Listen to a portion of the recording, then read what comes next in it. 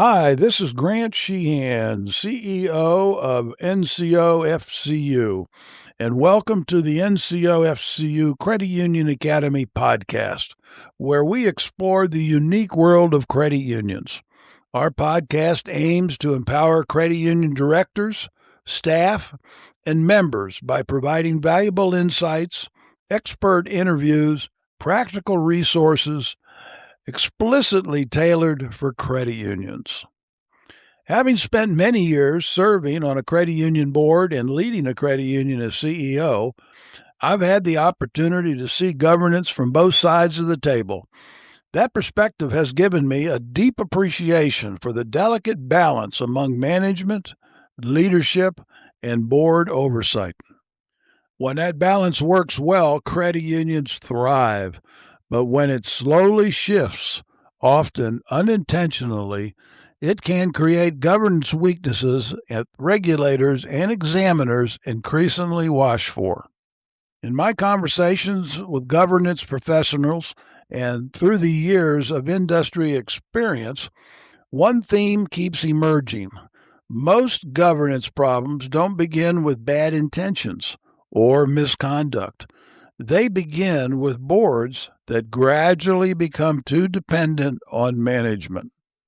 This is rarely obvious at first glance, but in fact, it often occurs within high-performing organizations over time. Slight patterns can signal when the balance between management and board oversight may be drifting. Today, we are going to discuss 5 of the signs regulators look for. 1. When management becomes the board's primary source of information. Every board relies on management to prepare reports and operational updates. That's normal. But healthy governance usually includes information from multiple sources, including internal audits, supervisory committee audits, external auditors, and independent industry education. When nearly all the information reaching the directors flows through the CEO or executive team, the board may unintentionally lose some of its ability to independently evaluate performance, risk, or strategic direction.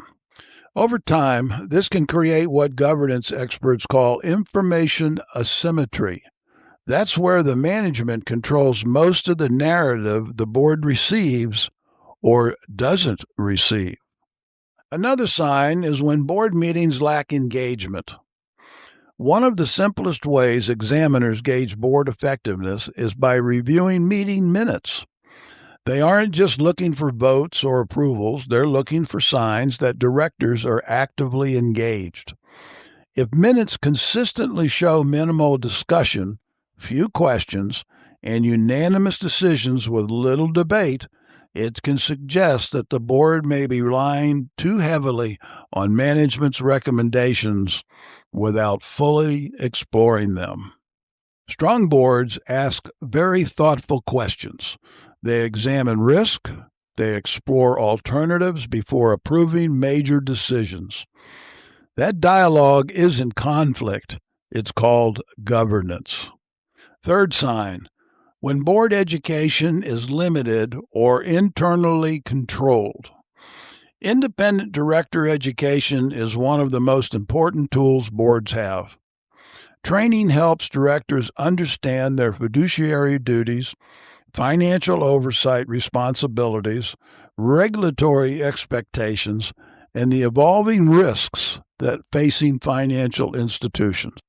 Yet, in some organizations, board education is limited primarily to internal presentations or informed briefings from management. Without external education, directors may not always know which questions to ask or which best practices other institutions are following. Independent learning helps boards maintain the knowledge necessary to fulfill their oversight role efficiently. Another sign is when strategic planning becomes a management presentation. Strategic planning is another area where the balance between the board and management is essential. Management plays a critical role in developing strategy and analyzing market conditions.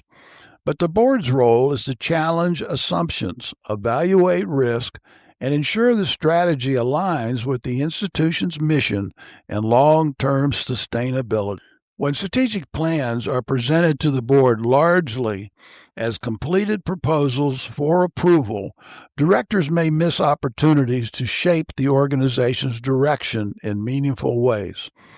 The strongest institutions treat strategic planning as a collaborative process between the board and management, not simply a presentation. Another indication is when management influences board succession planning. Perhaps the slightest governance challenges involved how new directors join the board. Credit unions depend on volunteers, and CEOs often have a very strong relationship within their credit union. It's natural for management to know individuals who might make excellent board members, but board succession should ultimately remain a board-driven process. If management plays too large of a role in identifying or encouraging board candidates, it can unintentionally shape the composition of the board in ways that reduce independence over time. The board's responsibility is to oversee management. Maintaining independence in board recruitment helps preserve that relationship. Now remember, strong governance benefits everyone. It's important to emphasize that strong governance is not about creating tension between the CEO and the board. In fact, the most successful credit unions often have highly collaborative relationships between management and directors. But collaboration works best when both sides clearly understand their roles. Management leads operations. The board provides oversight, guidance, and accountability. When that balance is healthy, it protects members, strengthens strategic decision-making, and supports long-term stability.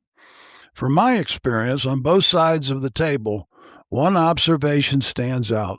The healthiest organizations are often the ones where the CEO occasionally gets challenged by the board. Not because there is conflict, but because the directors are engaged, informed, and fully exercising their governance responsibility. That kind of oversight isn't a threat to leadership. It's one of the greatest strengths a credit union can have. Thank you very much for tuning in, and we hope this session has been beneficial. See you next time. Be safe and keep on moving forward.